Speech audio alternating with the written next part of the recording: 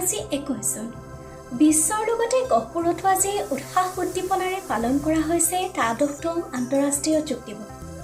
গহপুৰৰ সমজিলাৰ পেৰেড গ্ৰাউণ্ডত আজি পুৱাই ভিৰ কৰে যোগপ্ৰেমী ৰাইজে।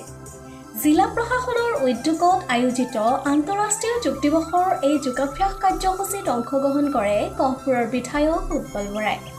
বিধায়কগৰাকীয়ে যোগৰ জৰিয়তে সমাজক সুস্থ আৰু সবল কৰি ৰখাৰ বাবে আহ্বান জনায়। এই কাৰ্যসূচীত উপস্থিত থাকে গহপুৰৰ জিলা আয়ুক্ত আদিত্য প্ৰতাপ সিং আৰু গহপুৰ পৌৰসভাৰ পৌৰপতি অতুল বৰা। প্ৰশাসনৰ বিভিন্ন বিভাগৰ বিষয়া কৰ্মচাৰী আৰু বিদ্যালয় মহাবিদ্যালয়ৰ শিক্ষাৰ্থীৰ লগতে বহু সংখ্যক ৰাইজে আজিৰ এই কাৰ্যসূচীত সামূহিকভাৱে যোগাভ্যাস কৰে।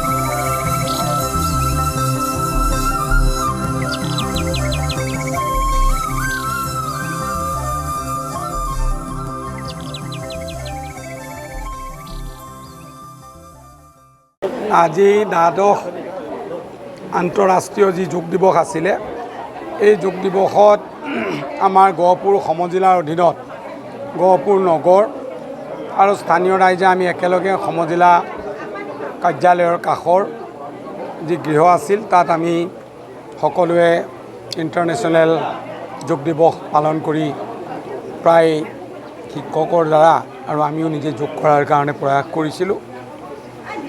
মই এই পবিত্ৰ দিনটোত সমগ্ৰ বিশ্বৰ যিসকলে যোগ দিৱসত ভাগ লৈছে প্ৰতিখন দেশক আহ্বান জনাইছোঁ আৰু ভাৰতবাসী, অসমবাসী আৰু আমাৰ গহপুৰবাসী ৰাইজক আহ্বান জনাব বিচাৰিছোঁ যোগাভ্যাসৰ জৰিয়তে physical, mental health and spiritual ডেভেলপমেণ্টৰ কাৰণে যোগাভ্যাস অতি প্ৰয়োজন।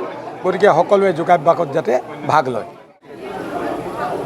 আজি আমি 12th আন্তঃৰাষ্ট্ৰীয় যোগ দিৱস অনুষ্ঠান কৰিলোঁ। ইয়াত আমাৰ মাজত আছিলে গহপুৰ সমষ্টিৰ MLA উৎপল বৰা ডাঙৰীয়া আৰু আমাৰ সমস্ত হেড অফ ডিপাৰ্টমেণ্টসকল, আৰু এইটো অনুষ্ঠান আমি আজি ছাকচেছফুলি অৰ্গেনাইজ কৰিলোঁ আৰু সকলোজনে যোগা কৰিলে আৰু এটা হেল্ডি ভাৰত কাৰণে प्रयास करिले।